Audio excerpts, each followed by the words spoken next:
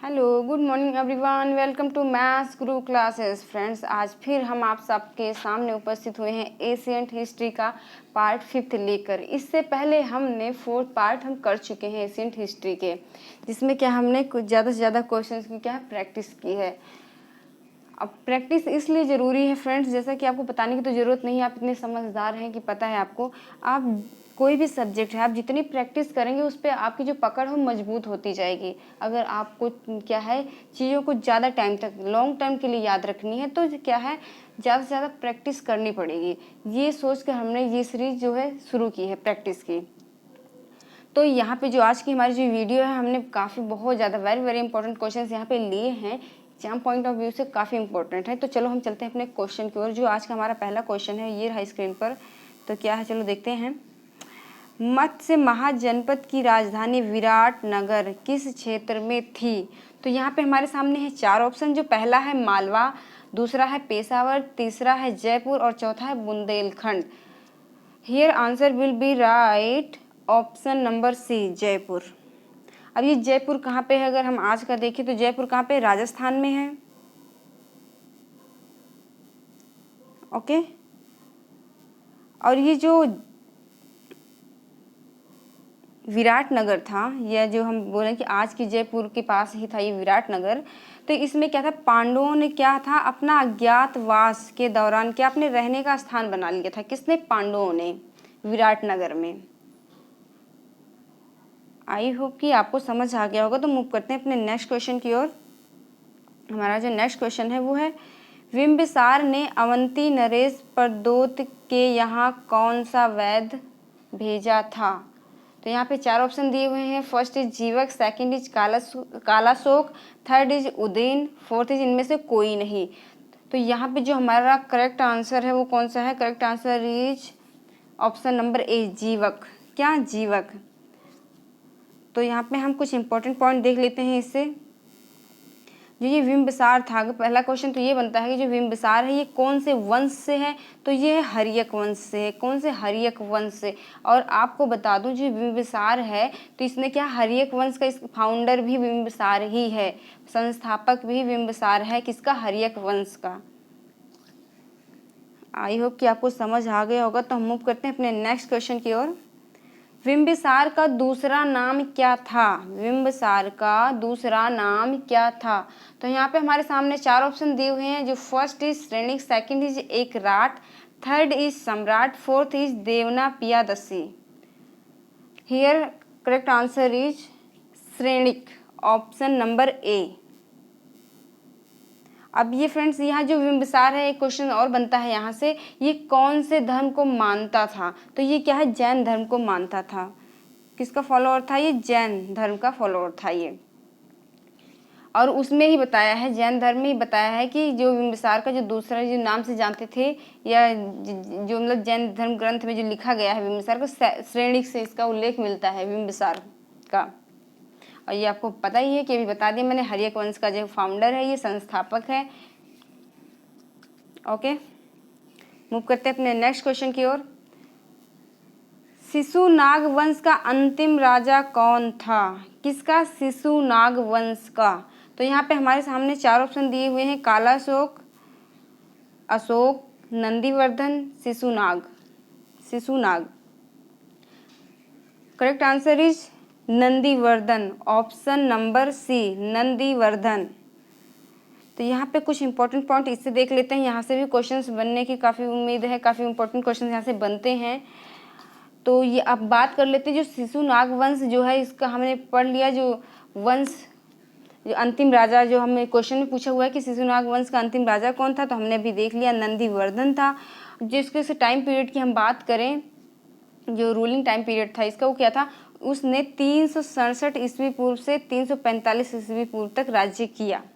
किसने? शिशुनाग ने, सॉरी नंदीवर्धन ने। और इसके बाद महापद्मानंद ने नंद वंश की स्थापना की।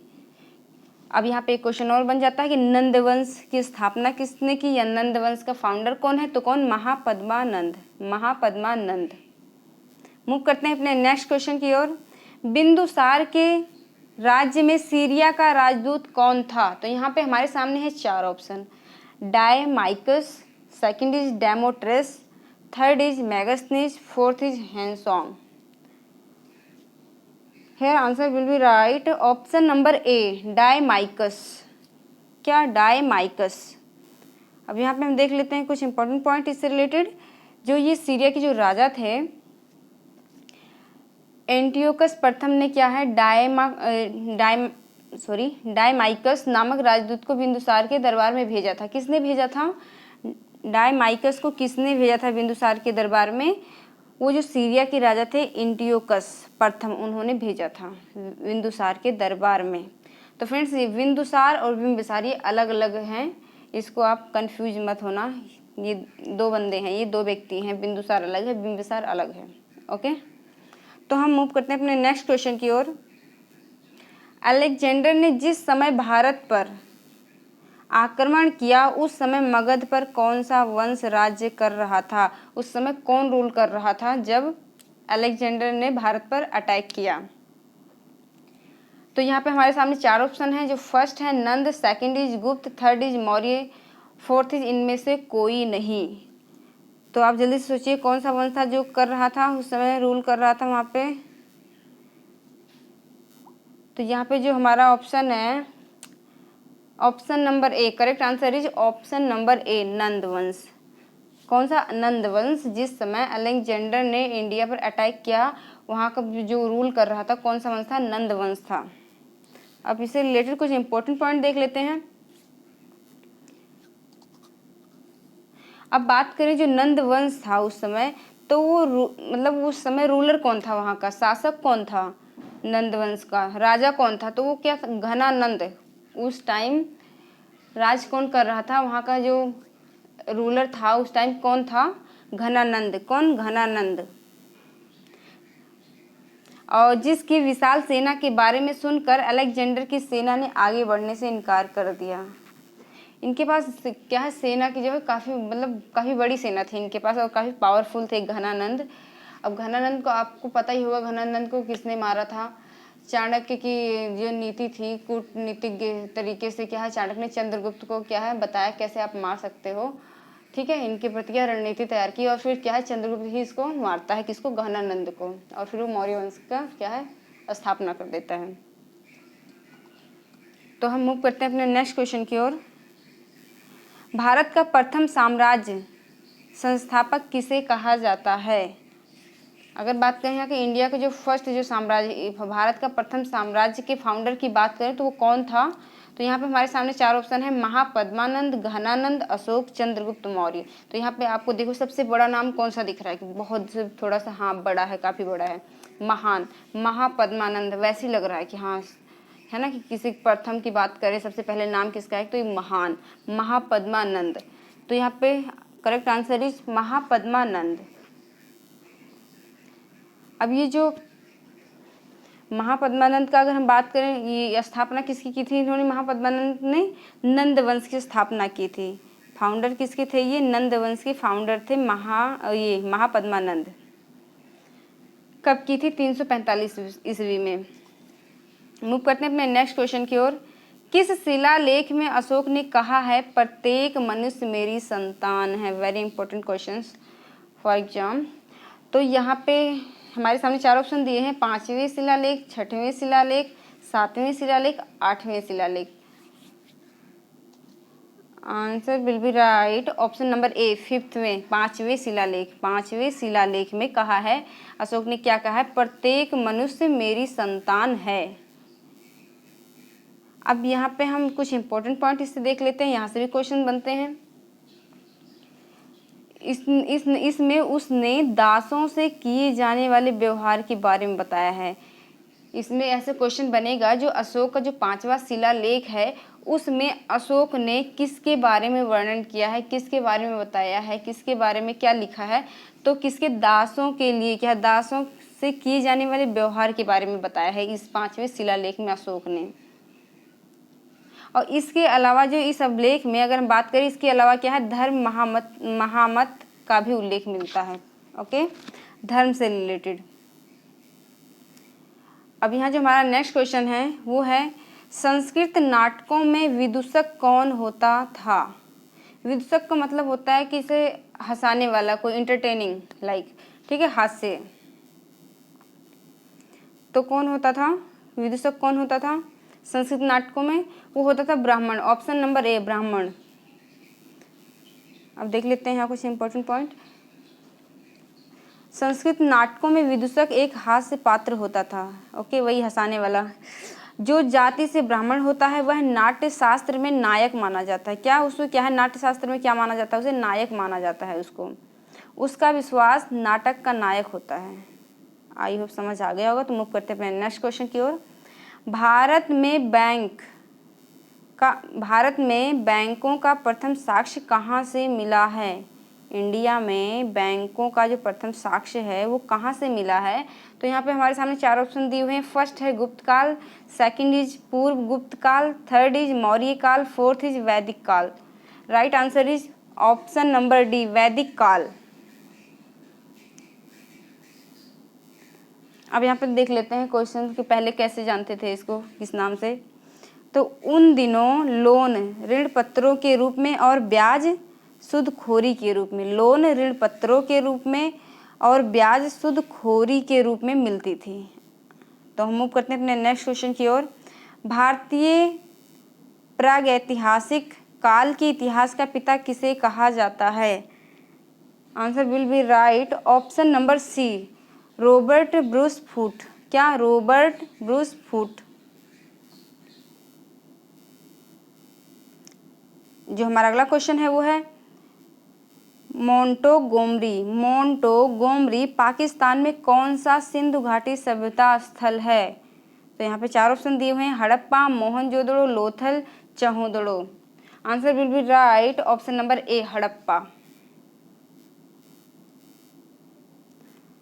मोंटोगोमरी पाकिस्तान के पंजाब में है, यहाँ हड़प्पा स्थल है। ओके, ये कहाँ पे है?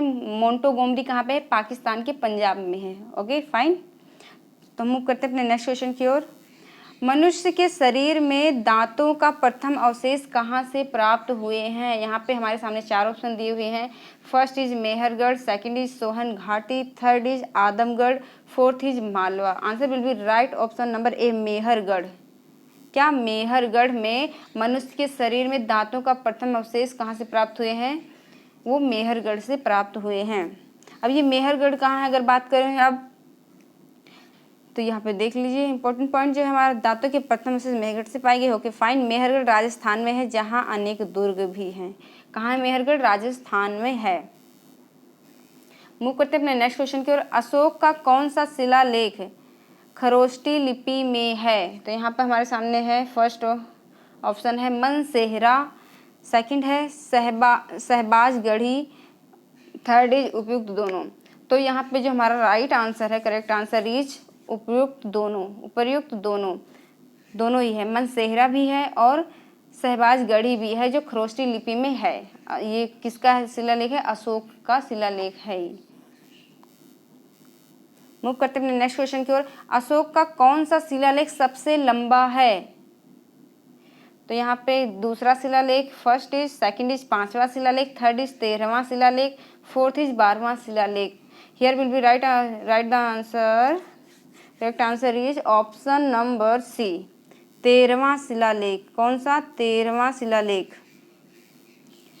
अब यहाँ पे देखो 13वां जो शिलालेख था, ये एक तो लंबा शिलालेख था। ओके, ये हमने कर लिया। और इसमें 13वें शिलालेख में क्या है? कलिंग विजय का वर्णन है। और जो यहाँ से इम्पोर्टेंट पॉइंट एक बनता है, क्वेश्चन यहाँ पे बनता है कि ये कलिंग युद्ध के दौरान ही क्या है, अशोक का हृदय परिवर्तन हुआ था। क्या? अशोक का हृदय परिवर्तन हुआ था। किसके दौरान? कौन से युद्ध के दौरान? कलिंग युद्ध के दौरान। इसके अलावा अशोक के धम्म की ग्रीक, यवन, सीलोन आदि राजाओं पर विजय का वर्णन है। इसमें इस अभिलेख में 13वां जो शिलालेख है, इसमें क्या है? धम्म की ग्रीक, यवन, सिलोन, मतलब इन राजाओं का भी क्या है, विजय के बारे में वर्णन किया गया है इसमें। मूव करते हैं अपने नेक्स्ट क्वेश्चन की ओर। भीमबेटका में कितनी गुफाएं हैं? तो यहाँ पे हमारे सामने जो ऑप्शन है, पहला है 232, दूसरा है 234, तीसरा है 243 और चौथा है 251। Here will be write the answer option number C 243 sorry 243 अब ये बात करते हैं जो भीमबेटका कहाँ पे है, मध्य प्रदेश में है। बात करें मध्य प्रदेश में कौन सी जगह पे, तो एक रायसेन डिस्ट्रिक्ट है, वहाँ पे मध्य प्रदेश के रायसेन डिस्ट्रिक्ट में भीमबेटका है, जो कि एक सुप्रसिद्ध है। ये भीमबेटका काफ़ी प्रसिद्ध है मध्य प्रदेश में। और यहाँ पे हमने अभी देख लिया जो कैब है, जो गुफाएं हैं वो कितनी है 243। तो ये था आज का हमारा आखिरी क्वेश्चन और इसी क्वेश्चन के साथ ये हमारी लास्ट वीडियो थी एशियंट हिस्ट्री की। जो भी इंपॉर्टेंट क्वेश्चन बनते थे यहाँ से हमारा प्रयास रहा है कि हमने वो सारे क्वेश्चंस लिए हुए हैं। तो हम जो अब अगला जो वीडियो जो बनाएंगे अब, तो एशियंट हिस्ट्री हमारी कंप्लीट होगी तो हम बनाएंगे मिडिवल हिस्ट्री। ओके, तो अगर आपको हमारी वीडियो अच्छी लगती है तो आप ज़्यादा से ज़्यादा शेयर, सब्सक्राइब और लाइक करें। बस आज के लिए इतना ही। Bye bye, take care.